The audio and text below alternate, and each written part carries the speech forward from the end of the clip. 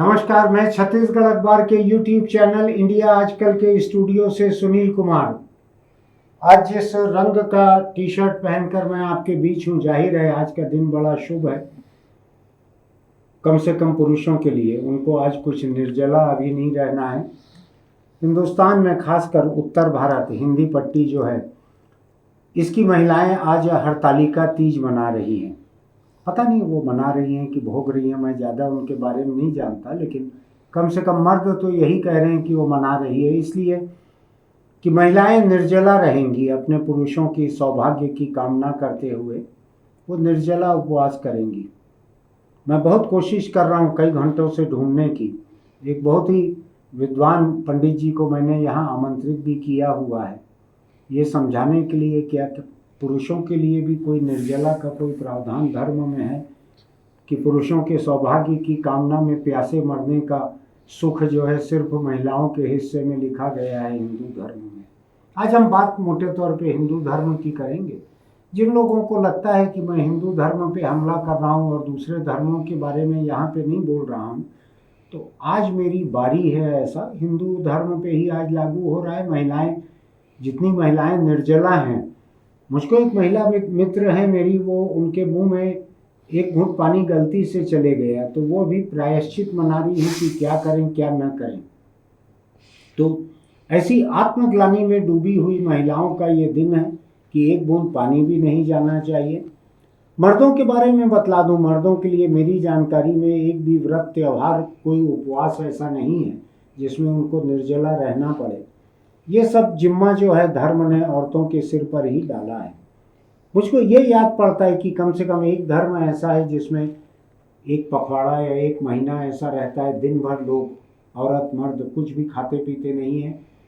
ये कहा जाता है कि अपना थूक भी नहीं निगलते हैं, थूक भी नहीं गटकते हैं, ऐसा कहा जाता है। पता नहीं सच है या नहीं है। तो मैं आज इस हरतालिका तीज के मौके पर ये जानना चाहता हूँ कि क्या है इसका महत्व, जो ऐसा कड़ा जो रखा गया है उपवास और व्रत क्या है। तो इसके लिए हमने यहाँ पर छत्तीसगढ़ के बहुत ही जाने माने टेलीविज़न के स्टार रहे वो प्रिया शरण त्रिपाठी पंडित जी, उनको मैंने आमंत्रित किया है। और इसके साथ साथ मुझको लगा कि मैं महिलाओं के मुद्दे पे लड़ने का एकाधिकार अपने पास क्यों रखूं। ऐसी मोनोपोली ठीक नहीं है। दुनिया में कहीं गूगल के खिलाफ, कहीं फेसबुक के खिलाफ मोनोपोली के मुकदमे चल रहे हैं।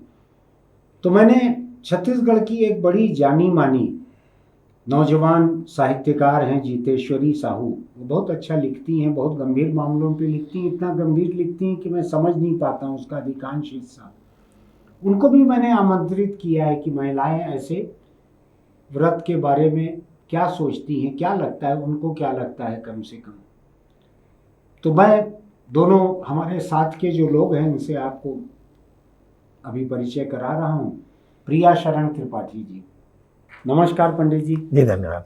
जीतेश्वरी, आपका भी बहुत स्वागत है। बहुत कम होता है कि हम लोग 3 लोगों के पैनल में बैठते हैं। आमतौर पे 3 इज अ क्राउड मेरे लिए। मैं थोड़ा 2 ही लोगों में बातचीत में भरोसा रखता हूँ, लेकिन मुझको लगा कि मैं महिलाओं के हक की लड़ाई में कब तक लड़ते रहूंगा। आखिर किसी न किसी को तो ये बैटन जो है रिले रेस का देना पड़ेगा। तो मैंने आपको इसीलिए आमंत्रित किया है कि मैं आपको ये मशाल दे सकूं महिलाओं के हक की लड़ाई का आज से। जी पंडित जी, जी, ये हरतालिका तीज है जी। आपके बहुत सारे लोग होंगे, भक्तजन, जिनको छोड़ के आप यहाँ आए हैं। जी। कुछ नुकसान भी हुआ होगा आपका इस 1 घंटे 1.5 घंटे के इसमें?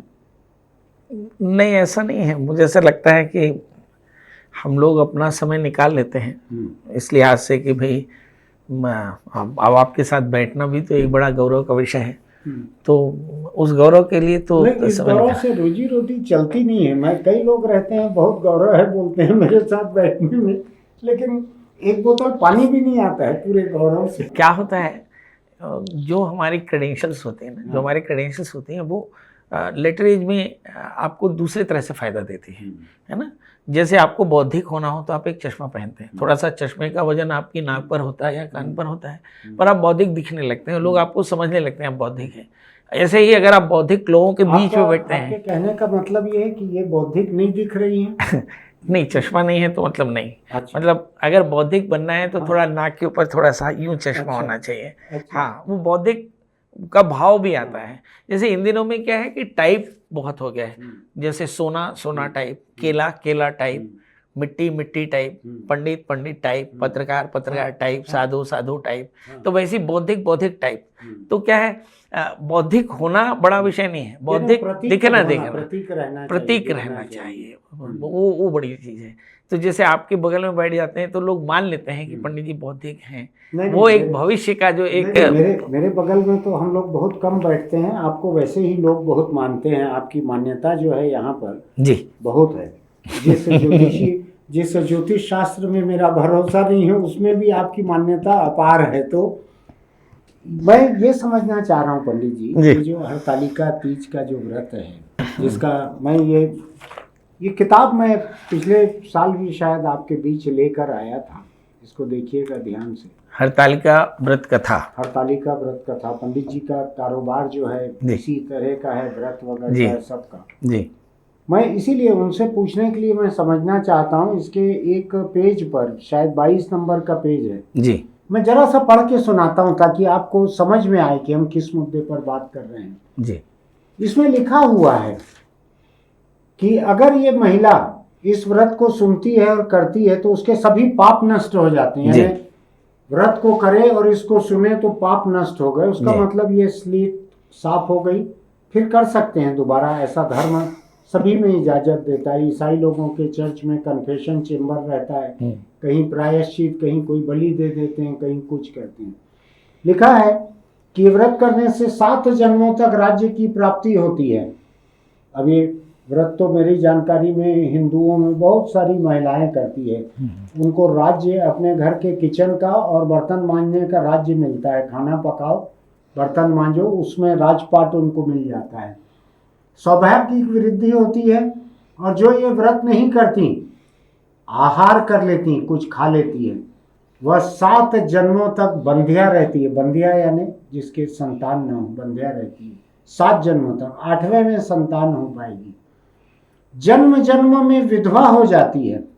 अब विधवा अगर हो गई है तो मुझको लगता है धार्मिक महिला विधवा होने के बाद तो वैसे भी बिना संतान के रहेगी, जो माहौल है हमारे यहाँ का। दरिद्रता पाकर अनेकों कष्ट उठाती है। पुत्र शोक छोड़ता ही नहीं है। थोड़ा मुझको विरोधाभास दिखता है धर्म के मामले में। ये कहता है 7 जन्मों तक बंध्या रहेंगी, विधवा भी रहेंगी, पुत्र शोक छोड़ेगा ही नहीं। पुत्र आएगा कहाँ से अगर बंध्या रहेगी तो। लेकिन खैर पंडित जी अभी आपको बतलाएंगे। और जो उपवास नहीं करती वो घोर नरक में पड़ती है। ये उपवास वाला नियम जो है ये बड़ा ही दिलचस्प है, ध्यान से सुनिएगा। खासकर हिंदू महिलाएं तो एकदम ध्यान से सुन ले, हिंदू पुरुष भी सुन ले, वो भी अपनी महिलाओं को घर में जाके बता सके तुम पानी पी रही हो, क्या होगा तुमको पता है। अन्न का आहार करने से वो सूरी हो जाएगी, सुअर की मादा जो है सुअर हो जाएगी, मादा सुअर हो जाएगी अगले जन्म में। फल खाने से बंदरी हो जाएगी। आप सुन रही है ना जी? जी, ध्यान से सुनिएगा। आप माने न माने सुनिएगा जरूर ध्यान से। पानी पीने से जोंक हो जाती है। अब मेरी एक महिला मित्र सुबह पानी पी ली है, मैं डर रहा हूं कि कुछ पैसा उनके पास में मेरा है, जोंक हो जाएंगी तो पैसा लौटाएंगी कहां से। दूध पीने से सर्पिणी हो जाती है, मादा सांप हो जाती है दूध पीने से। अब डसेगी नहीं डसेगी पति को मुझको नहीं मालूम है। नहीं, जहर होगा कि नहीं ये भी नहीं पता। जहर होगा कि नहीं ये भी क्लियर नहीं, थोड़ा क्लेरिफिकेशन रहना चाहिए धार्मिक किताबों में। मांसाहार अगर करेगी तो बाघिनी हो जाएगी। अगर उपवास के दिन महिला मांसाहार कर लेगी आज के दिन तो बाघिनी हो जाएगी। दही खाने से बिल्ली हो जाएगी। अब मुझको ठीक से नहीं मालूम है बिल्ली दही खाती है कि दूध का तो मालूम है मुझको, लेकिन बिल्ली हो जाएगी। मिठाई खा लेने पे वो चींटी हो जाएगी। सभी वस्तु खा लेने पे मक्खी हो जाएगी। अगर आज के व्रत के समय जिसमें रात को जागना आगना भी शायद नियम है उसमें अजगर हो जाएगी। पति के साथ ठगी करने पर मुर्गी हो जाएगी। मुझको लगता है जो पोल्ट्री फार्म अगर चलता है नांदगांव में बहुत बड़ा है, एक है वहाँ ये 20 का है, ये सब उसी पाप से पीड़ित। जितनी महिलाएं जो हैं पति के साथ ठगी की होंगी वही वहाँ पे बंद है। अभी ज्यादा लंबी जिंदगी नहीं रहती है मुर्गी की, महीना 2 महीना की रहती है। और इसके बाद लिखा है कि यही कोशिश करना चाहिए कि इन चीज़ों को न खाए, ब्राह्मण को दान करे। मेरे ख्याल से पंडित लोग जो हैं अपने खुद के फायदे के लिए सब जगह लिखते हैं इस बात को, ब्राह्मण को दान करना चाहिए, किसी मामले में शैया दान करना चाहिए, किसी में गौ दान करना चाहिए, किसी में कुछ दान करना चाहिए। पंडित जी ये क्या है? आप जैसे आपके जान पहचान में जितने लोग हैं, आपको कोई ऐसी बात में मिली है क्या महिला जो मुर्गी बन गई हो, या आपको जैसे सड़क किनारे से निकल रहे हैं कोई सुअर अचानक आवाज़ लगाई कि पंडित जी नमस्ते, ऐसा करके प्रणाम हो, ऐसा कभी हुआ है क्या? नहीं, देखिए क्या है, अव्वल तो क्या होता है कि जैसे ऐसा कभी मौका आया भी होगा तो बाकी जीवों में शब्द की कमी है, उनकी आवाज को आप नहीं पहचान नहीं पाता हूँ कि भाई वो क्या बोल रहे हैं करके। अब जैसे पूरी तरह से मना नहीं कर रहे हो कि ऐसा नहीं होता होगा, नहीं, गुंजाइश छोड़ रहे हो आप। गुंजाइश देखिए क्या है, हमारे यहाँ पे योनि का निर्धारण, ऐसे गरुड़ पुराण में एक प्रकरण है, इसको इस तरह से लीजिए कि आसक्ति। एक मिनट, ये गरुड़ पुराण वही है क्या जिसके घर में मरता है उसके घर के मेंबर लोगों को सुनाया के लिए जो नहीं सुनाया जाता है, ये नहीं डराने के लिए हम हाँ देखिए मैं 84 लाख नरक हैं गरुड़ पुराण में, और हमारे यहाँ के तो एवरेज 2 हिंदुस्तानी भी नहीं मिलेंगे एक नरक में, अगर 84 लाख, अच्छा करोड़ में है हमारे यहाँ, 200 लोग मिल सकते हैं एक नर्क में हमारे यहाँ के। नहीं, अब उसमें मैं बताऊं फिर आपके समझ में आएगा, फिर आप कैलकुलेट कर पाएंगे। हमारे यहाँ देह की जो अंतिम, जो चित्त की जो अंतिम धारणा है, बुद्धि की जो अंतिम धारणा है, वो अगली योनि का निर्धारण करती है। से एक संत रहता है बिल्कुल आपकी तरह, दिन भर राम राम करता है, हालांकि अब नहीं करते हैं। नारद जी जो इन्फॉर्म करते हैं भगवान जी को, भगवान जी के पास नारद जी पहुँचते हैं कि भाई नारद जी नारायण नारायण, तो भगवान पूछते हैं नारद जी कैसे, क्या चल रहा है संसार में? बोले सब ठीक है, बस वो एक सुनील जी है दिन भर राम राम जपते हैं और बस वही बहुत संकट में। ठीक है चलो अपन चलते हैं। तो भगवान जी अपना निजी वाहन लेकर के नारद जी के साथ ब्राह्मण वेश में सुनील जी के पहुँच जाते हैं, घंटी बजाते हैं। बोले हम लोग विष्णु पार्षद हैं, आप चलिए सुनील जी, आपको गाड़ी भेजी भगवान ने। तो सुनील जी बोलते देखो बुढ़ापे में शादी की है ना, थोड़ा सा एक बच्चे का मुंह देख लेता तो बहुत अच्छा था। तो ब्रह्म का एक दिन है ना, यानी इंसान का भगवान का एक दिन 1 वर्ष के समान होता है, एक क्षण 1 वर्ष के समान। तो कुछ क्षण बीता, बच्चा हो गया, फिर घंटी बजाई कि बाबा जी चले। बाबा जी ने कहा बच्चा बहुत छोटा है, अभी किसके भरोसे छोड़ो, थोड़ा बड़ा हो जाता। कुछ क्षण बीता, बच्चा बड़ा हो गया, बोले नारायण नारायण चले। सुनील जी ने कहा देखो महाराज, जवान बच्चा है, शादी कर देता तो माना डिसिप्लिन रहता, अभी पता नहीं क्या करेगा, पोते का मुंह देख लेता। हाँ, तो एक क्षण बीता, शादी हो गई। अब घर नारायण नारायण चले। सुनील जी क्या, बस देखो महाराज, जब बच्चा भी शादी किया है, एक पोते का मुंह देख लेता तो, क्योंकि पोती तो मुंह देखने लायक रहती नहीं है महिला तो। नहीं, यहाँ पे लिंग भेद नहीं है, पोती भी कहा होगा, उसमें मैं नहीं था, पर जो मेरा अंदाजा है कहानी में, तो सुनील जी ने कहा कि एक पोते का मुंह देख लेता। उसमें सुनील जी वो नहीं थे ना, कम्युनिस्ट नहीं थे एक्चुअली, उस समय सोशलिस्ट थे थोड़े से ना। तो वो फिर एक क्षण बीता, बच्चा हो गया, कि सब नारायण नारायण चले सुनील जी। तो उन्होंने कहा सुनील जी को अब पूरा पेशेंस खत्म हो गया था। बोला यार तुम लोगों के पास कोई आदमी नहीं मिला, कोई काम ही नहीं है, तुम घूम फिर के चले तो नारायण नारायण। अरे और भी लोगों को देखो, तुम देख रहे हो मेरी पत्नी बीमार है, बहू सोअर में है, ये बछड़ा बच्चा जन्म वाली, मैं इसको छोड़ के कहाँ जाऊँ। अब नारद जी बड़े परेशान हुए, भगवान की तरफ देखा, उनको सॉरी गलती हो गई, हम लोग आ गए, फिर चले गए। नारद जी फिर पहुँचे वैकुंठ में, पर वैकुंठ में पहुँच करके अब पूछते कि प्रभु ये बताओ कि उनका हुआ क्या सुनील जी का। तो सुनील जी देखे कि वहीं पे बैल बने, मस्त खाना खा रहे थे। बैल बने। तो अब आश्चर्य की बात है, अरे बोलो सुनील जी तो पिछले जन्म में दिन भर राम राम करते थे, फिर बैल कैसे बन गए? बोला आपने ध्यान नहीं दिया, उनकी आयु तभी खत्म हो गई थी जब आपने कहा कि भाई आप चलो, तो उसने कहा कि ये जो गाय बछड़ा देने वाली, इसको कौन देखेगा। बस आपके पलटते उनकी मौत हो गई, तो अंतिम धारणा में बैल को याद किया, तो अगला जन्म उनका बैल का हो गया। राइट। तो इस तरह से हमारे यहाँ योनि का निर्धारण होता है। माना जिसको जिस पर सत्य जाकर जेहि पर सत्य से नहीं हो, सो ते ही मिलाए न कछु संदेह हो। उपश्रमी पे आस्यते इति उपवासा।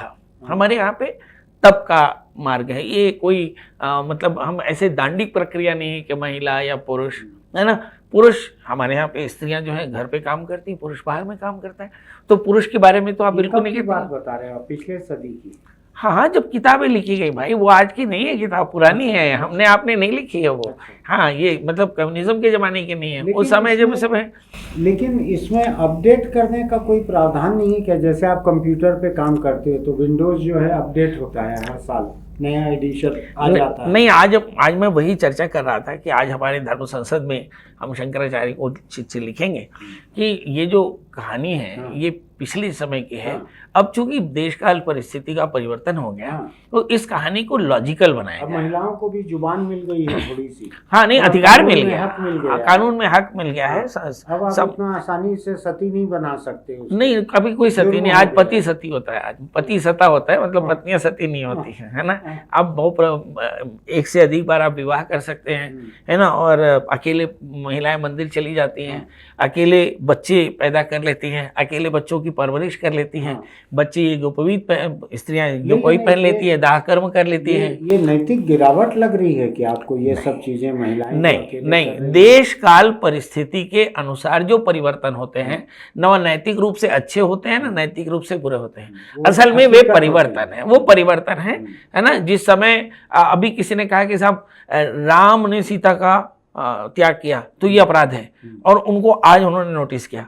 पंडित जी आप बताइए ये गलत किया कि सही किया? मैं कहा भाई, जिस समय राम ने सीता का परित्याग किया उन परिस्थितियों में वशिष्ठ जैसे लोग भी थे, उस समय क्या नैतिक परेशानी रही होगी, ये वो उनके बीच की बात है। अब अगर किसी एक कालखंड की बात को दूसरे कालखंड में आकर जब हम उसका निरीक्षण करें और उसकी नैतिकता और अनैतिकता, सामाजिकता, असामाजिकता, इस पर चर्चा करें तो ये थोड़ा सा ठीक नहीं है। मुझे लगता है कि जिस समय ये कहानी लिखी गई उस समय हमारे यहाँ क्या परिस्थितियाँ थी मैं नहीं कह सकता, मगर यहाँ जो हमारे यहाँ उपवास की जो धारणा है उसमें कहा कि ये आत्मनिग्रह है, आत्मनिग्रह। इसमें अगर कोई महिला पानी पी ले या खाना खा ले, अभी सूर्य ग्रहण में भी लिखा है कि भाई खाना खाने से तकलीफ हो जाती है। अब देख रहे हैं सारे रेशनलिस्ट उसी दिन खाना खाते हैं, आप भी खाना खाते हैं, मैं भी खाना खाता हूँ, कुछ नहीं होता है।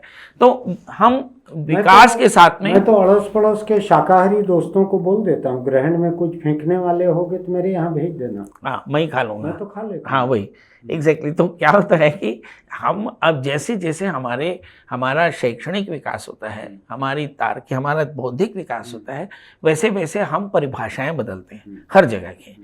राजनीति की हो, चाहे समाज की हो, चाहे पैसे की हो, चाहे रुपये की हो, चाहे टाइम की हो, चाहे मीटर की हो, चाहे सेंटीमीटर की हो, चाहे अंश की हो, चाहे आप हर जगह पर आपको ये परिवर्तन दिखाई को पड़ेगा।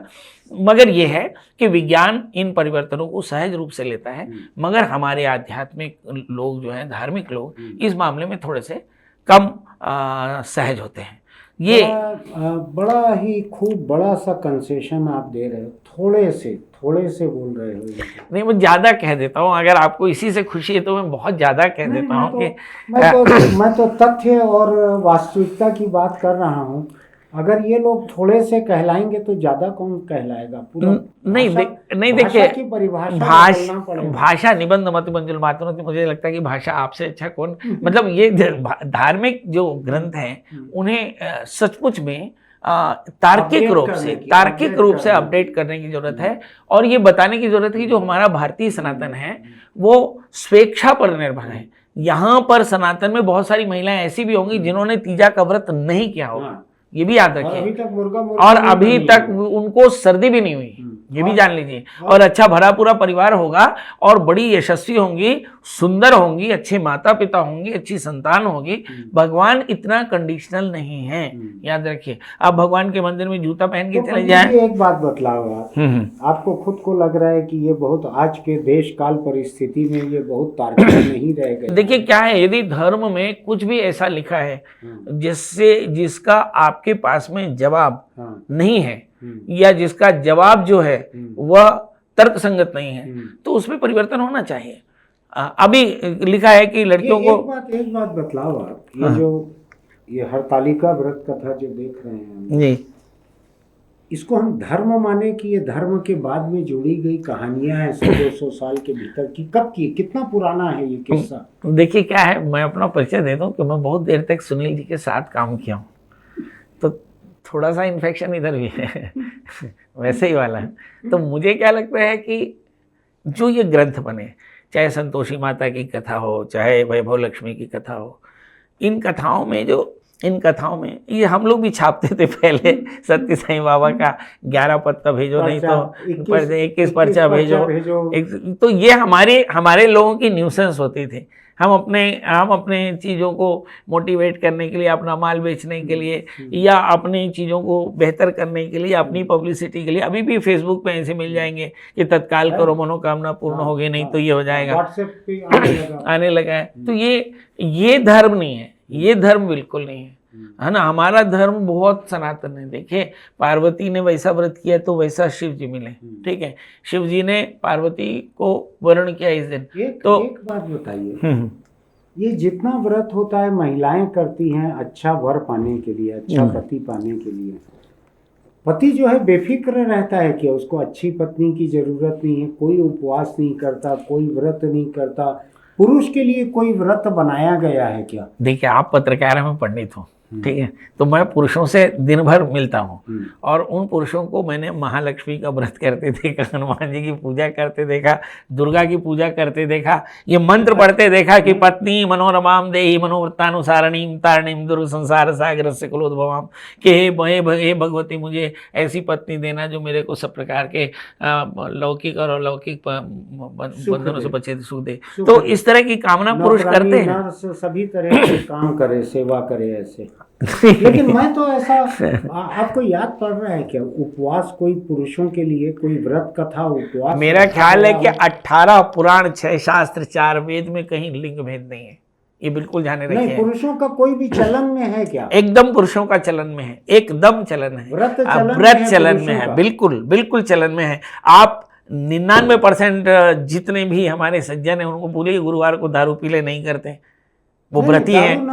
मंगल को हनुमान जी का दर्शन करते हैं, हनुमान चालीसा का पाठ करके मंगल का व्रत करते हैं, तो सोमवार का व्रत करते हैं। इनमें से एक भी व्रत अपनी पत्नी के भले के लिए, वो पत्नी दीर्घायु हो, ऐसा इसके लिए कोई व्रत करने एकदम प्रत्येक बार जब हम माता के मंदिर जाते हैं तो यही मंत्र पढ़ते हैं कि पत्नी मनोरमा, धीरे से पढ़िए, आराम से सुनिएगा, पत्नी मनोरमा शुड बी ब्यूटीफुल, है ना, पत्नी मनोरमाम देहि मनोवृत्तानुसारणीम, मेरे अनुकूल जैसा हो, है ना, तारणीम दुर्ग संसार से सागर से कुलोद्भव, और वो दुर्ग संसार सागर से मुक्ति दे। भैया, वो पति की दीर्घायुष्य की कामना करता है, तभी तो करता है। इसमें उपवास के साथ ये क्या कामना है कि मुझको सुंदर मिले, सेवा करे, मेरे अनुकूल हो, यानी कुल मिला के एक नौकरानी की कामना कर रहा है? नहीं, महारानी की कामना कर रहा है। वो नौकरानी इतनी सुंदर नहीं होती, वो महारानी होती है। वो अपने आप को राजा मानता है ना, वो राजा मानता है और अपनी पत्नी को महारानी मानता है, उसकी सुख की कामना करता है, उसके ऐश्वर्य की कामना करता है। अबे विवाह में नहीं, एक व्रत कथा बतलाओ मुझको जिसमें कहा गया हो कि हे पुरुष, अगर तू अपनी पत्नी के लिए व्रत नहीं करेगा तो अगले जन्म में तू कुत्ता हो जाएगा, तू सुअर हो जाएगा। कोई व्रत कथा है? नहीं, मैं पहले ही कह चुका हूँ कि ये दिल्ली से प्रचारित किताबें हैं, जो वैभव लक्ष्मी, संतोषी माता तो पढ़वाते हो ना अभी? नहीं, मैं उतने हिस्से को नहीं पढ़ता हूँ, मैं इतने हिस्से को नहीं पढ़ता हूँ। मैं इतना पढ़ता हूँ कि भाई स्त्रियां जो हैं वो शिव जैसे पति को पाने के लिए, या पति को शिव की तरह सौभाग्यशाली बनाने के लिए। एक बात बतलाओ, आप मर्दों के लिए व्रत करवाने को आप कहीं गए हो क्या, कि मर्द व्रत करवा रहा हो, उपवास रहा हो, निर्जला रहा हो? यानी इसके लिए आपको मेरे ऑफिस में बैठना पड़ेगा, जिसमें आकर आप देखिए कि मर्द बोलते मेरी पत्नी को कैंसर है महाराज जी, मुझे क्या करना है, और वो महीनों तक व्रत करता है, महामृत्युंजय का जप कराता है। बड़ी अच्छी बात है भाई। तो सवाल क्या है कि पत्नी, हमारे यहाँ बोलते हैं ना, जो पत्नी है, हाँ, बिना पत्नी कथम धर्म आश्रम नाम जाए थे। जब सनातन को पढ़ेंगे तो हमारे यहाँ स्पिरिचुअल हग होता है, और जब विवाह हो जाता है तो ममृतम ते हरदिम चित्तम चित्तम ते सुमम बाची कमना, यानी हमारे यहाँ स्त्रियों को संपूर्ण अधिकार है। जब आप विवाह करते हैं तो विवाह तीर्थ व्रत उद्यापन यज्ञ दानम यदि में आसतुम कांत कुरिया, तीर्थ व्रत उद्यापन दान यज्ञ बिना पत्नी के नहीं होते। पत्नी जो भी करती है उसमें पति शरीक होता है, आप सोचिए कि जब पत्नी अन्न बनाती है, खाना बनाती है, तो पति उसे अर्जित करता है। जब पत्नी दवाई देती है तो पति उसे खरीद कर लाता है। जो पत्नी खाना बनाती है उस अन्न को वो पैदा करता है। जिस परिवार में वो रहती हैं उस परिवार के सुखों के लिए वो संघर्ष करता है। हमारे यहाँ पे पति शोषक और पत्नी शोषित ऐसा नहीं, हमारे यहाँ पे दोनों के काम के एरियाज अलग अलग हैं। पक्के ही प्रचारक हो धर्म के, जो धर्म की पूरी महिला विरोधी सोच है उसको आप एकदम मर्द का समर्पण साबित करने पे उतारू हो गए। ये जीतेश्वरी को नींद आ रही है? नहीं सर, नींद नहीं आ रही है। हाँ, मैं तो सुन रही हूँ, मुझे अच्छा लग रहा है, चीजों को जानने को मिल रहे हैं। आपको भी अच्छा लग रहा है? हाँ, नहीं तो मैं एक तो लग रहा था, नहीं मुझको तो लग रहा था कि महिला को आपको मैं इसलिए नहीं बैठाया हूँ यहाँ आपको अच्छा लगे। नहीं सर, आप दोनों की बातचीत को, आपके तार्किक तरीकों को देख करके अच्छा लग रहा है। तरीका ही नहीं है, तरीका तो इनका है, आप झांसे में आ जाते हो। ये प्रवचनकर्ता लोग जो है ना, ये ऐसा ऐसा संस्कृत में बोलते हैं जो किसी को समझ में नहीं आता, लोग प्रभावित हो जाते हैं। मैंने देखा है, जो लोगों के समझ में नहीं आए वो प्रभावित होते हैं। आप भी जैसा साहित्य के मामले में गरिष्ठ लिखती है ना, मुझको समझ नहीं आता, लेकिन मैं प्रभावित हो जाता हूँ उससे, क्योंकि समझ ही नहीं आता। गंभीर साहित्य लिखती है। मैंने आपका परिचय दिया ना पंडित जी से, जी, बहुत गंभीर साहित्य लिखती है। जी सर, मेरे ऐसा सिर के ऊपर से गुजर जाता है आपका लिखा हुआ, तो मैं भी मान लेता हूँ ये इनका संस्कृत जो है उससे आप प्रभावित हो गई हैं अभी। नहीं, देखिए मैं आपको बताता हूँ, यदि सनातन को क्रिटिसाइज करना है तो सनातन के आर्ष ग्रंथों को पढ़ें, आप विवाह पद्धति को पढ़ें, आपको प्यार हो जाएगा भारत सनातन से कि एक एक शब्द। पंडित जी, प्यार पहले होना चाहिए, विवाह की नौबत बाद में। नहीं, मैं बोला सनातन से प्यार हो जाएगा। अच्छा। मैंने ये नहीं कहा कि भाई स्त्री से प्यार हो जाएगा।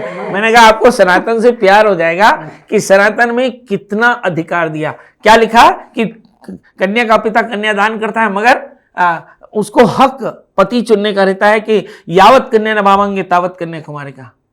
वो कन्या चाहे तो कन्यादान के बाद उठ सकती है, और उसका विवाह लिखा है कि स्वगुरुता वृषते नारी विवाह सप्तमी पति। कन्यादान से भी उसका विवाह पूरा नहीं होता। जब तक वह कन्या अपनी मर्जी से उसे पति न माने तब तक वह विवाह पूरा नहीं।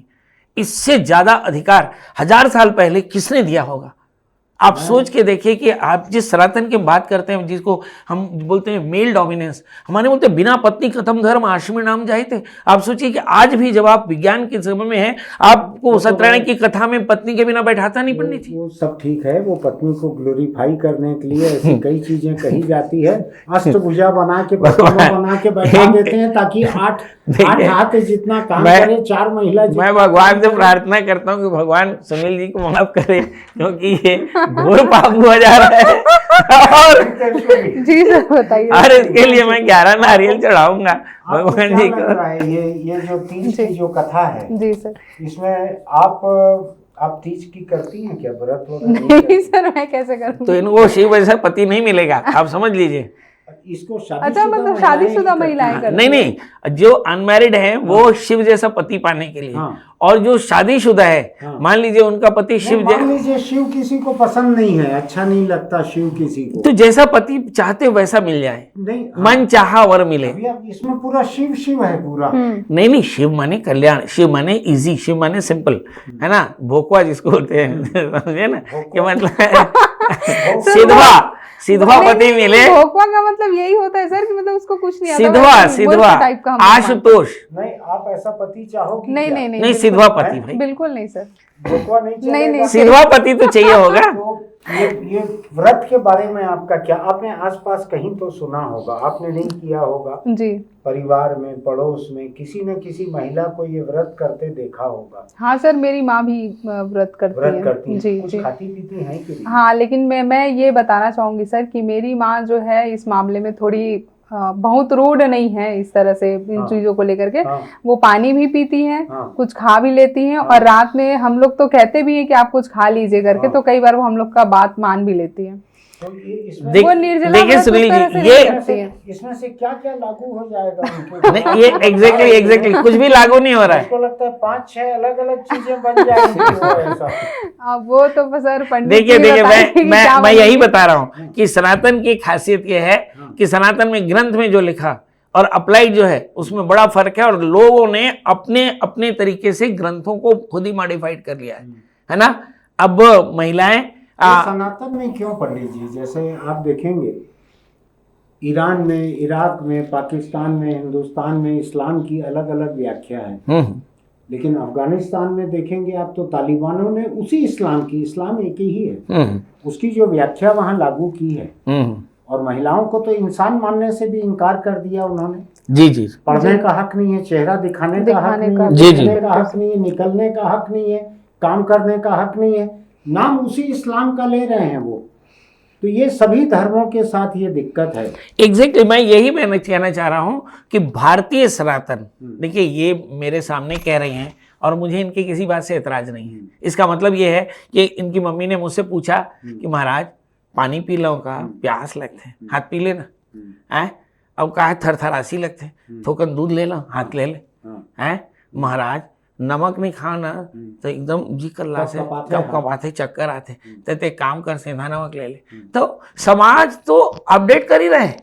उनके व्रत यानी उनके अंदर में जो हैप्पीनेस, रीजन ऑफ हैप्पीनेस, माने क्या होता है, जो सेक्रीफाइस है ना वो उनको एक वजह देता है। सिंपल, जब भाभी करती होंगे, वो कम्युनिस्ट नहीं होंगी पक्का, तो जब आपके लिए तीजा का व्रत करती हैं और जब पैर छूती हैं, नहीं हम लोग कोई घर में एक दूसरे के पैर नहीं छूते। अच्छा, कोई भी नहीं, प्रणाम करते हैं, कुछ भी नहीं। अच्छा, कुछ नहीं, गुड मॉर्निंग गुड इवनिंग नहीं, कुछ नहीं। अच्छा, बहुत बढ़िया। हाँ। तो जैसे मेरी पत्नी, मैं अपने बेटे से भी पूरे जीवन में पैर नहीं छुआया कभी, अपने पोते से भी पैर नहीं छुआया कभी, हमने उसको खत्म कर दिया।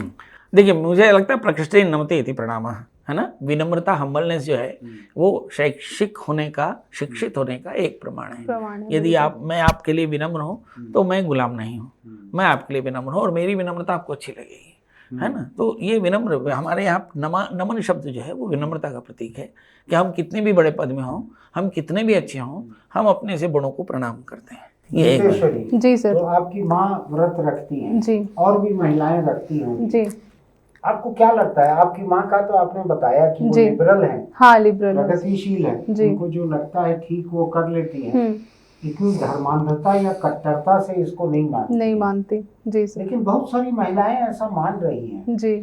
और मैं केवल हिंदू धर्म की बात नहीं कर रहा हूँ, दूसरे धर्मों में भी जी ऐसी ही कट्टरता है कि एक थूक भी नीचे न जाए, बिल्कुल, इस तरह का बहुत सारे नियम हैं। जी। आपका खुद का क्या सोचना है? आप तो नई पीढ़ी की हैं जी, आपका क्या सोचना है ऐसे धार्मिक कट्टरता के बारे में, ऐसे धार्मिक कड़े नियमों के बारे में, ऐसे जो डराया जाता है कि अगले जन्म में मादा सुअर हो जाएगी, बंदरी हो जाएगी, जोंक हो जाएगी जी। मैं डर रहा हूँ, मेरी एक दोस्त है, उसने एक घूंट पानी पी लिया है जी सर, जोंक हो जाएगी, तो उसके पास पैसा है मेरा 1-2 हज़ार रुपया, उसका क्या होगा? सर मैं ये कहना चाहती हूँ कि जैसे मैंने अपनी माँ का बताया आपको कि वो थोड़ी सी पानी भी पी लेती, खा भी लेती, ऐसे ही मेरी बुआ भी है। पर मेरी बुआ जो है, इन जो आपने जिस किताब का भी जिक्र किया है उस किताब के हिसाब से तो वो बिल्कुल वैसे ही करती है। अच्छा। हाँ बिल्कुल। हाँ। और अभी सर मैं अपनी पीढ़ी में भी अपने जो मेरे साथ की जो सहपाठी रही हैं उन लोगों ने भी व्रत किया है, जिनकी शादी हो गई है, तो मैंने भी उन लोगों को देखा है कि किस तरह से वो व्रत करती हैं, इन सब चीज़ों को मानती है। तो मुझे ऐसा लगता है कि चूँकि अब समय इतना बदल गया है, चीज़ें इतनी बदली हैं, लड़कियां भी अब नौकरी करें, सब कुछ कर रही है, तो मुझे ऐसा लगता है कि जो लड़कियां पढ़ लिख रही हैं, चीज़ों को समझ रही हैं, उनको इस कट्टरता पे नहीं जाना चाहिए। अगर उनका मन है तो ठीक है, नॉर्मली, ऐसा कुछ उन पर दबाव ना हो। और हर चीज़ क्यों महिलाओं के ऊपर ही मतलब लादा गया है कि महिलाएं हैं तो वो व्रत रखेंगी ही, पुरुष नहीं रखेंगे। तो ये सब, इन सारी चीज़ों पर तो बदलाव जो है होना चाहिए और लड़कियों को इसकी पहल करनी चाहिए सर, मुझे ऐसा। मैं आपकी बात सुन रहा हूँ, उसमें एक चीज़ मुझको खटक रही है जी। जो महिलाएं पढ़ लिख ली हैं उनको इससे बाहर निकलना चाहिए जी, कुछ इस तरह की बात आपने कही जी जी। ये आपका शिक्षित होने का पूर्वाग्रह नहीं है कि जो लड़कियां पढ़ लिख ली हैं वो बाहर निकल जाएं, जो नहीं पढ़ लिख पाई हैं वो पढ़ लिख ले, जो गृहिणी की तरह काम कर रही है वो क्या इसी को ढोते रहे? नहीं नहीं सर, मैं ये कह रही हूँ कि ये अगर पहल करेंगी तो धीरे धीरे चीज़ें बदलेंगी। क्योंकि हमको ही इन चीज़ों को बदलना है, उसके लिए हमको आगे आना पड़ेगा। क्योंकि मैं अगर मेरे पढ़ी लिखी महिलाओं से, जो मेरी फ्रेंड है, उन लोगों से बातचीत करूंगी तो वो दूसरों तक वो चीज़ें बात जाएंगी। जैसे उनके घर में कोई काम कर रही है, अगर वो नहीं करेंगी, वो उस चीज़ को उनको समझाएंगी तो वो बात सर्कुलेट होगी धीरे धीरे। तो समाज ऐसे ही बदलता है। मुझे ऐसा लगता है कि हमको पहल करने की जरूरत है। एग्जैक्टली। जब तक हम बहुतायत पहल में नहीं पढ़े करेंगे, लिखे लोग जब अपने एक हाँ, सामाजिक धारणा या सामाजिक वृत्ति या सामाजिक बुराइयों का जी, कुछ लोग आगे पहल करेंगे तो फिर उसके पीछे समाज तर्क करेगा, और यदि उसे उचित पाएगा तो वे भी बदलाव में आएंगे। जो हाँ। सती प्रथा खत्म हुई, बाल विवाह खत्म बाल हुआ, विवाह विवाह शुरू जी। हुए, विधवा जी। विवाह शुरू हुआ, बलि छुआछूत प्रथा थोड़ा खत्म हुआ, कम छुआछूत खत्म हुआ। हाँ, देखिए, मगर एक चीज है भैया, देखिए, जिसे हम कुप्रथाएं कहते हैं हाँ, वो कभी की अपने से स्वयं से इजाद हुई प्रथा होती सती है प्रथा है भी, ना। हाँ। जैसे अभी आप लड़कियां मुंह में पट्टी बांध के निकलती हैं, कौन बोलता है उन्हें? कोई नहीं, आपको हाँ, किसी ने नहीं बोला नहीं ना। बोला, पर बिल्कुल। अगली पीढ़ी में आप अपनी बेटी के मुंह में पट्टी बांध कर जब उसे घर से निकालेंगे तो आपको बोलेंगे कि आप कौन सा नहीं। मुंह में चुन्नी वगैरह जो ढाक के हाँ, तो ढाक के स्कार्फ- निकालते हैं। वो स्कार्फ- तो धूल और धुएं से बचने हाँ, के लिए उसके निकलते चलते हैं। नहीं, वो करते हैं। मल्टीपर्पज होता होगा। नहीं नहीं नहीं नहीं, नहीं नहीं, वो वो केवल धूल हाँ, और वो धुएं से धूल के बचने चलते, लिए। हाँ, धूल के कारण ही वो उसके चीजें कारण। होती है। है ना, धूल और दूसरा- धूप, दूसरा वो जो स्वेच्छा है ना, नहीं, हाँ। वो दूसरा- स्वेच्छा है ना। दूसरा ये है कि मर्द लोग जो गुटखा खा के मोटरसाइकिल चलाते, बस से, कार से थूकते हैं ना, वो थूक मुंह पे ना आए इसलिए भी लड़कियां जो है दुपट्टा रख लेती तो हैं। वो आपकी स्वेच्छा है ना, है ना। अगली पीढ़ी उसे देख करके उसको फॉलो करेगी। हो सकता है फिर हिंदुस्तान बड़ा साफ हो जाए। अब मेरे को एक बात बतलाइए पंडित जी, आप बोल रहे हैं कि आप इतने हिस्से को छोड़ देते हैं हाँ व्रत पढ़ते हुए। जी।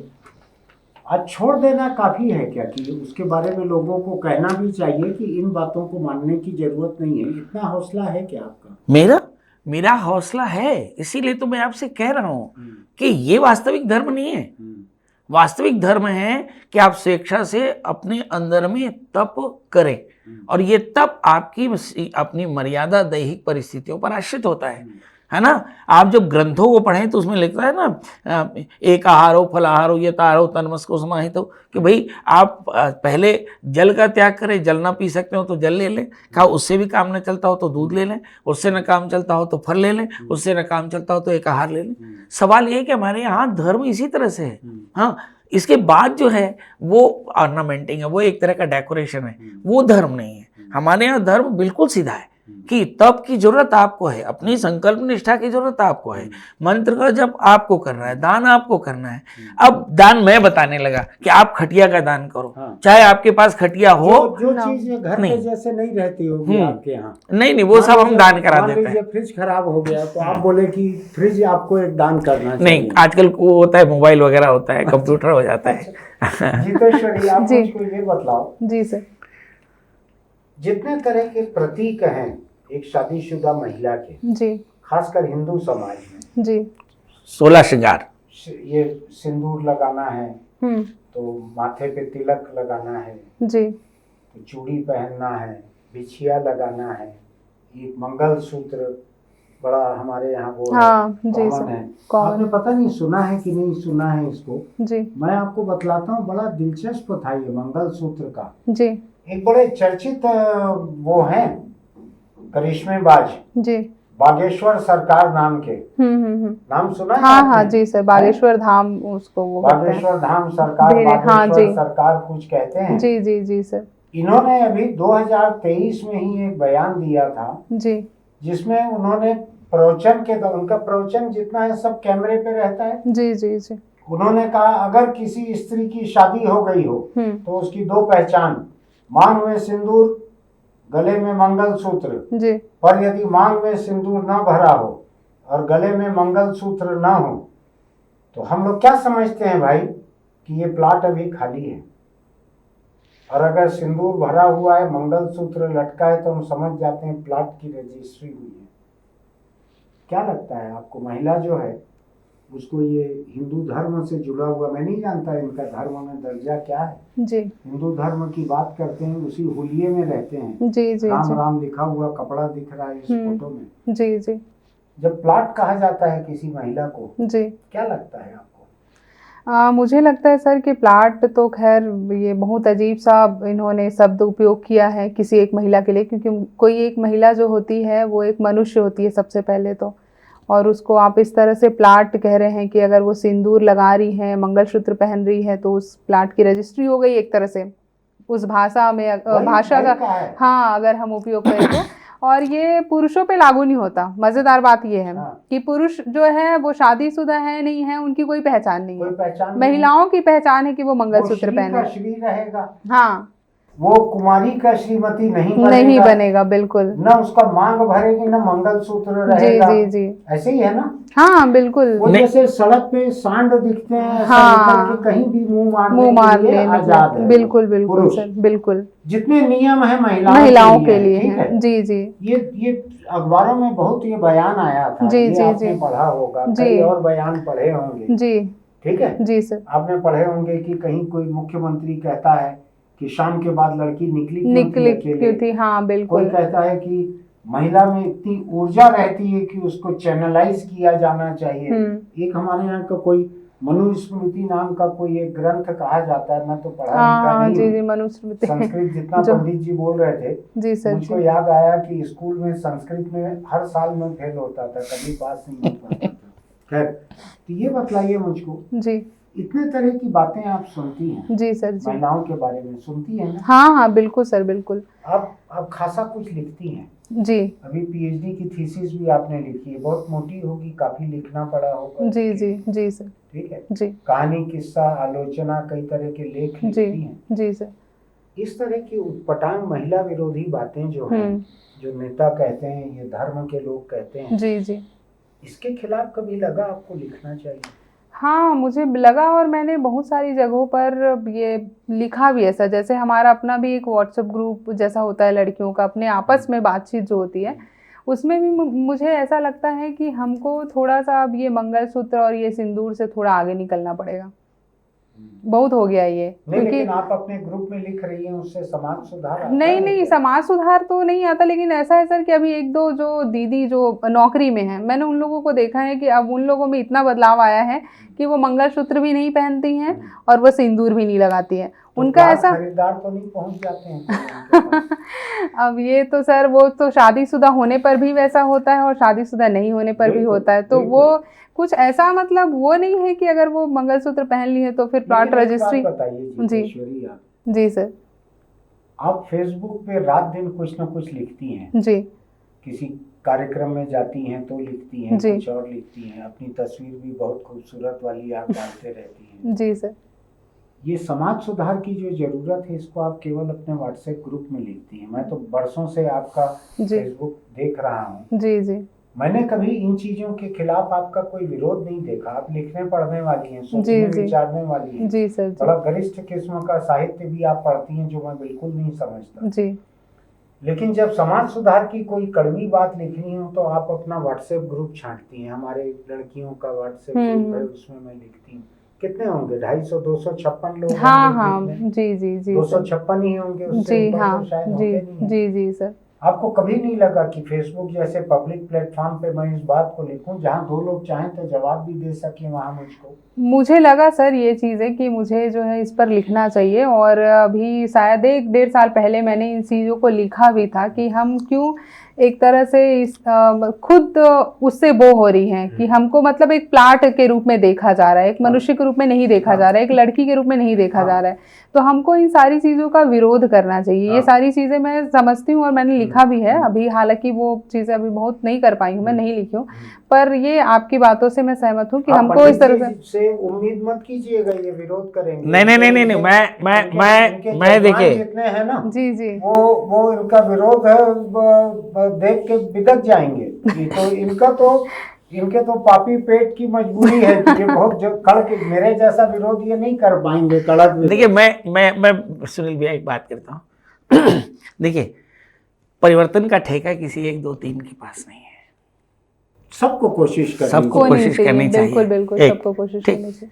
दूसरी बात, ये बागेश्वर बाबा, ये अनिरुद्धाचार्य, ये सरकारी सांड है। सरकार ने इनके ऊपर में ठप्पा लगाकर ढील दिया है। बिल्कुल, ये धर्म गुरु नहीं है, नहीं है। ये धर्म गुरु नहीं है, धर्म से जुड़े ये धर्म गुरु नहीं है। अगर ये धर्म गुरु होते तो धर्म को अच्छे से समझते। बिल्कुल। हमारे यत्र नार्यस्तु पूज्यन्ते रमन्ते तत्र देवता, नारी के बारे में। और दूसरा तकलीफ इस बात की है कि उस भीड़ में सबसे ज्यादा महिलाएं रहती हैं। इसमें भी लिखा है ना। अब आप देखिए सही कि कह रहे हैं आप, बिल्कुल। उस जगह पर जहां पर इस तरह की बात होती है, हाँ। उसमें स्त्रियां निषेध नहीं करती। आप ये सोचते हैं तो इनको उकसा रहा हूं पंडित जी कि आज यही तो बता रहा हूँ कि ये जो हर 4 दिन में कुछ ना कुछ पोस्ट करती हैं, हजारों लोग इनको फॉलो करते हैं। क्या है ये सुनील भैया, आज से पहले ऐसे सरकारी सांड आपने देखे नहीं होंगे। ये ढीले हुए सांड है। बिल्कुल। क्या वृक्त धर्म रूपेण ब्रह्मणा निरवता बुरा, इनको सरकार सुरक्षा दे रही है, इनको सरकार सुरक्षा दे रही है। और क्या है कहा, नौकरी चाहिए तो शंकर जी के यों जल चढ़ाइए। बिल्कुल। तो अब शंकर जी नौकरी देंगे। आपके घर में कोई बीमार हो तो एक काला तिल यूं चढ़ाइए। तो सरकार स्वास्थ्य के लिए जिम्मेदार नहीं है। अब आप इसे समझिए, ये धर्म के गुरु नहीं है। व्हाट आई मीन टू से, ठीक है, इन्हें सरकारी सुरक्षा मिल रही है और ये सरकार के कवच है। एक ऐसा ही प्रवचन करता है, ये बोला कि अगर आपके बच्चे को पास होना है तो कोई ऐसा बेलपत्री ले लो, शहद में ऐसे रख के चिपका दो, चंदन किसी में करके ऐसा शहद से चिपका दो, आपका बेटा पढ़े न पढ़े फर्स्ट क्लास पास हो जाएगा। और मजे की बात ये, बाबा का लड़का फेल हो गया बाबा का लड़का। अब मुझको ये बतलाओ जीतेश्वरी, आप, मैं थोड़ा सा धर्म से परे जा रहा हूँ, महिला से भी 2 पल के लिए परे जा रहा हूँ। जी सर। आप साहित्य से जुड़ी हुई हो, लिखती हो, लेखिका हो। जी सर। ठीक है, पाठिका भी हो। जी। क्या जिम्मा बनता है साहित्यकार का, जब समाज में इतने विरोधाभास चल रहे हैं, इतनी विसंगतियां चल रही हैं, इतना फ्रॉड चल रहा है, महिलाओं का इतना अपमान चल रहा है, महिलाओं को प्लॉट बतला रहे हैं, कोई कुछ बता रहा है, कोई कह रहा है कि जीन्स पहनना बंद कर दो, कोई कह रहा है कि मोबाइल इनको मत दो। हर तरह से महिला को टारगेट किया जा रहा है। आप केवल कहानी लिख के संतुष्ट हो, केवल कविता लिख के संतुष्ट हो, केवल आलोचना लिख के संतुष्ट हो, कि आपके हाथ में ये हुनर है कि आप कुछ लिख सकती हो, शब्दों को एक शक्ल दे सकती हो, आप किसी बात को उठा सकती हो, तो आप क्यों नहीं उठाती हो? क्यों अपने ग्रुप तक सीमित रह जाती हो? डर लगता है थोड़ा? डर की बात तो नहीं है सर, लेकिन बहुत सारी चीज़ें ऐसी हैं जो हमको कहीं ना कहीं रोकती है, बहुत सारी चीज़ों को। हाँ, बहुत सारी, एक तो हम कई सारी जगहों पर काम कर रहे होते हैं, तो उसके चलते भी हमें एक थोड़ी सी उस डिसिप्लिन या जो भी कहें उसको, या फिर हमको ये रहता है कि हम अधिकार की बात लिखेंगे तो जहाँ काम करती है वहाँ दिक्कत हो जाएगी आपको। अब अभी तो हाल ही में चीज़ें ऐसी हुई है सर, आपको तो मैंने सुबह बताया ही कि किस तरह से महिलाओं को ऑफिस में भी टारगेट किया जाता है। तो बहुत सारी चीज़ें होती हैं सर इसके पीछे भी। हालांकि लेकिन मुझे इस बात की खुशी है कि मैंने अभी जितने भी लेखिकाएं जो आ रही हैं वो अपने साहित्य के माध्यम से विरोध कर रही हैं, और उनके पास वही एक हथियार है, मुझे ऐसा लगता है, क्योंकि वो दूसरा और तलवार लेके लड़ने तो जा नहीं सकती है। मैं तो आपका हथियार नहीं देख पा रहा हूँ जीतेश्वरी फेसबुक पर।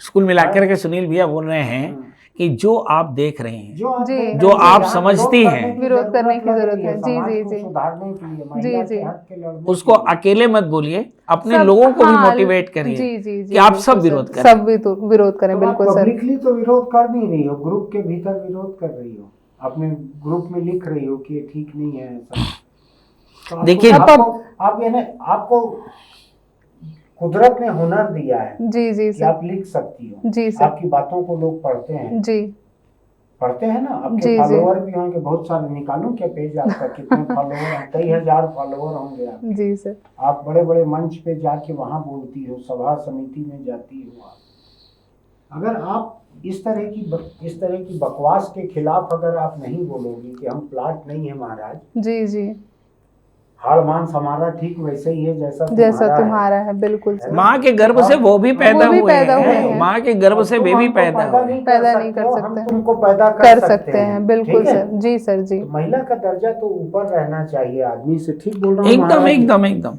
तो आप क्यों इस बात को नहीं उठाती हैं? मैं हैरान हूँ, मैं अकेले कब तक लड़ाई लड़ूंगा? नहीं एकदम नहीं सर, सही है। लड़ेंगे हम लोग। नहीं आप शपथ लीजिए। आपसे प्रेरित हो पंडित जी जानते हैं, मैंने आज इनको जब फोन किया, इनको अंदाज था कि यहाँ क्या बात करूंगा मैं। यानी मैं इस हद तक बदनाम हो गया हूँ महिलाओं के अधिकारों को लेके बात करने के लिए।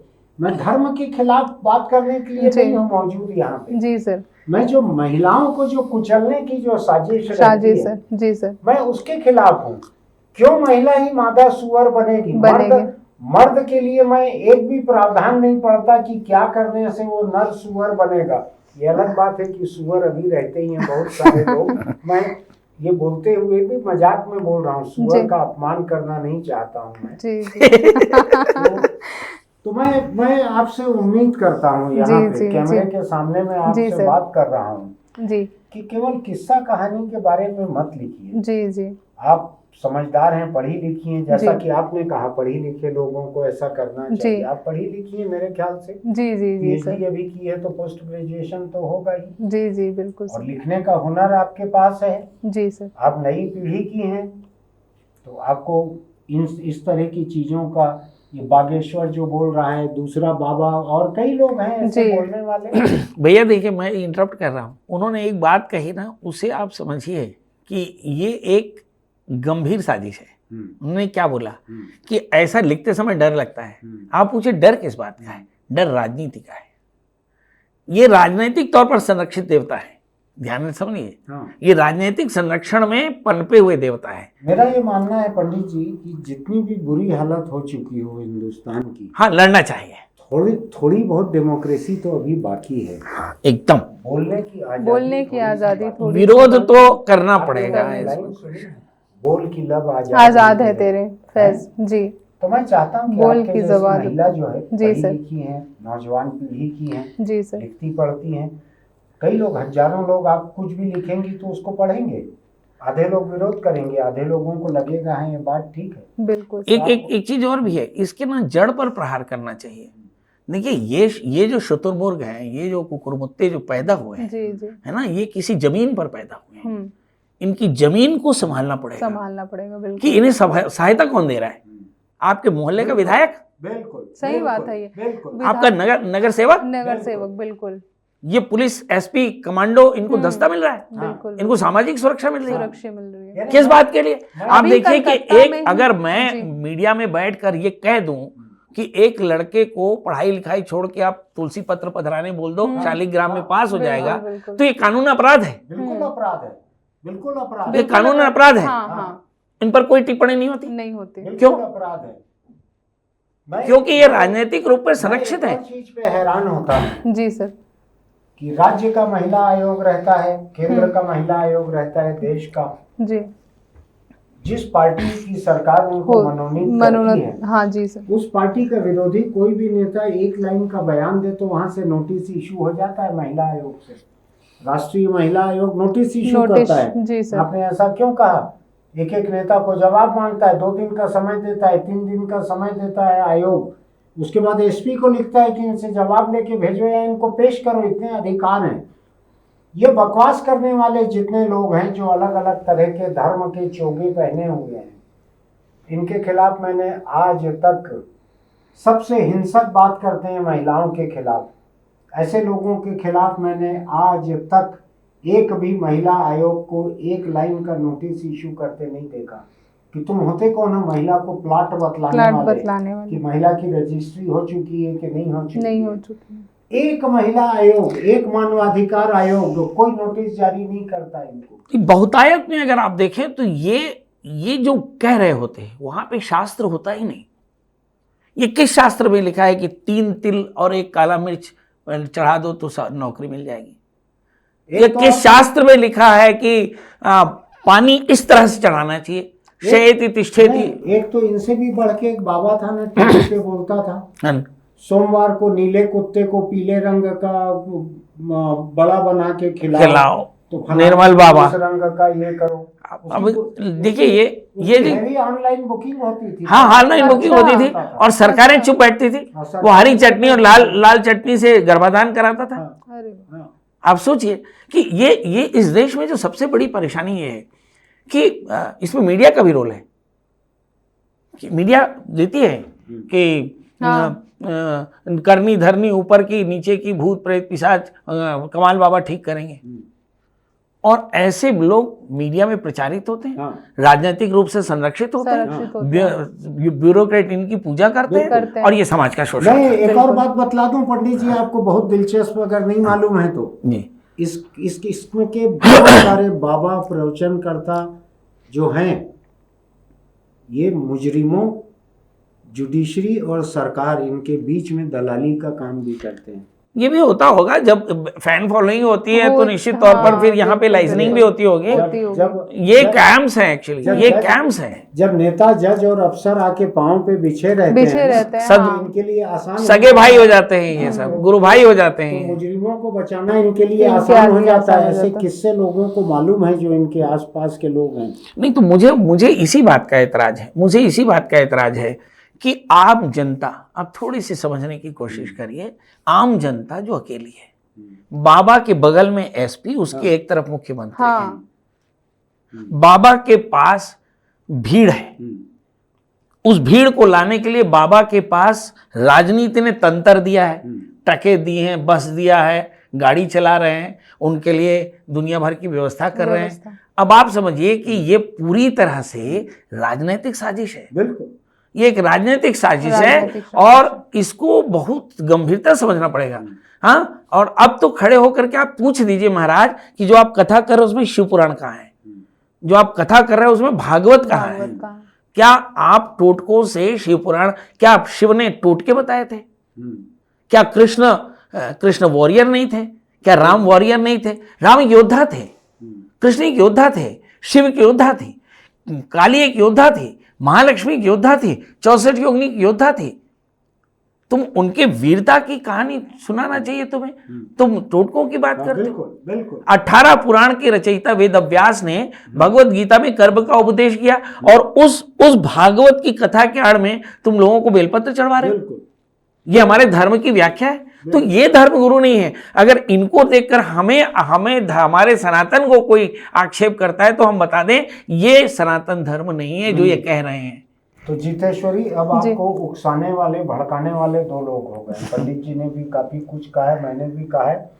मैं उम्मीद करता हूँ आप यहाँ से निकलते ही लाल रंग का पेंट खरीद के दीवारों पे कुछ क्रांतिकारी बातें लिखना शुरू कर देंगी। ऐसा उम्मीद आपसे की जा सकती है। आज की इस सभा का कुल मकसद मुझे यही दिख रहा है कि आपको भड़का के एक नया क्रांतिकारी तैयार किया जाए। पंडित जी बहुत बहुत धन्यवाद आपके आने के लिए।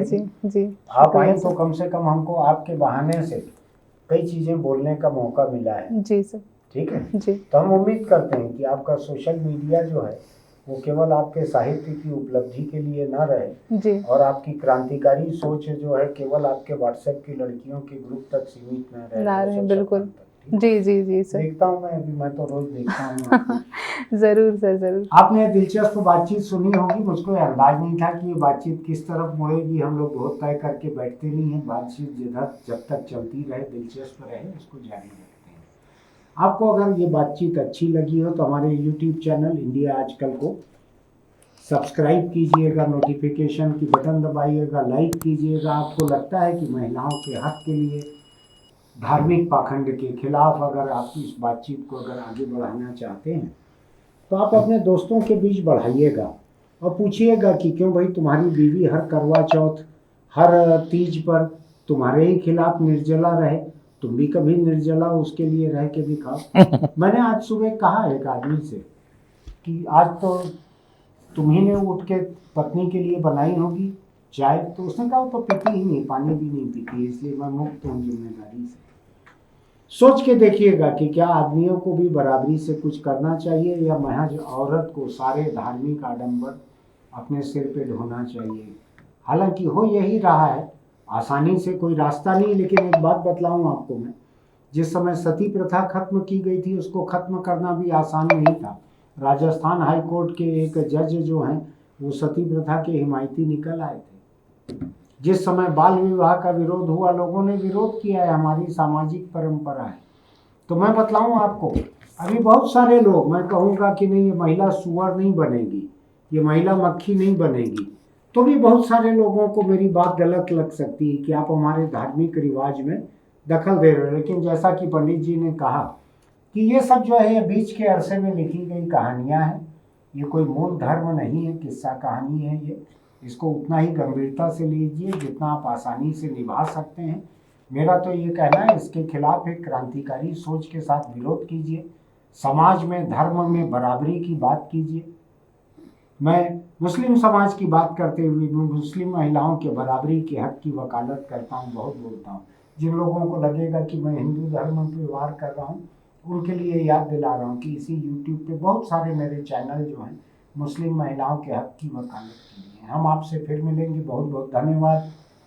आज की एक छोटी सी सलाह यह है कि अगर आप बीड़ी सिगरेट गुटखा तम्बाकू खाते पीते हैं तो उसको छोड़ दीजिए, क्योंकि आपको ये चीज़ें जितना पसंद है उतना ही कैंसर को आपके सरीखे लोग पसंद हैं। इधर आप तम्बाकू चबाते हैं या सिगरेट का धुआं पीते हैं, उधर कैंसर आपको चबाता है और आपका धुआं पीता है। जिस दिन अर्थी जलती है ना, जिस दिन चिता जलती है, उस दिन कैंसर जो है उसी धुएं को पी के बहुत आनंद प्राप्त लेता है। ठीक है, तो छोड़ दीजिए इसको, अपने परिवार के साथ सुख से रहिए। फिर मिलेंगे।